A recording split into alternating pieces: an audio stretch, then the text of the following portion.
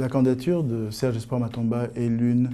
des moins audibles, je dirais. Elle a du mal, cette candidature, à percer dans l'opinion publique. Je pense que beaucoup de futurs électeurs, ceux qui seront appelés à voter le 7 octobre prochain, jusqu'à présent, ne le connaissent pas vraiment. On l'a vu à la télé, on a quelques images relayées de ses meetings, mais qui il est,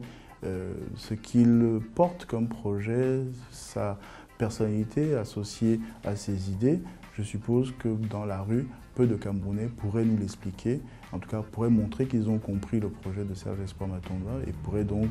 se l'expliquant, se trouver motivés pour voter pour lui. C'est dommage, je l'avoue,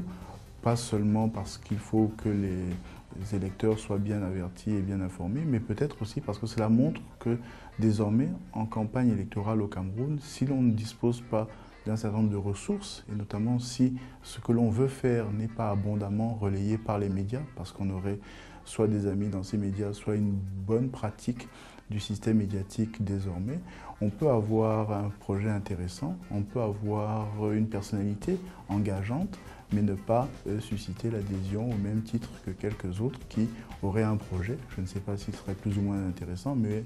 un projet équivalent et à personnalité comparable aurait un avantage parce que justement, eux, ces autres-là maîtrisent beaucoup, mais beaucoup mieux les codes de la communication d'aujourd'hui. Mais cette candidature n'est pas inintéressante et il faudra, évidemment, c'est l'une des questions que l'on se posera au soir du 7 octobre, classer les uns et les autres et voir qui est le dernier et qui est l'avant-dernier. L'avant-dernier n'étant pas le dernier, cela voudrait dire qu'il n'aura pas tout à fait perdu son pari et il aura fait le bon choix. Et peut-être, comme on le soulignait il y a un instant, pris date pour le futur et revenir. Serge Espoir Matomba est déjà conseiller municipal à Douala, dans une commune d'arrondissement de Douala. Il pourrait donc ainsi capitaliser sur un relatif succès pour devenir une figure importante, notable, remarquable de la vie politique à venir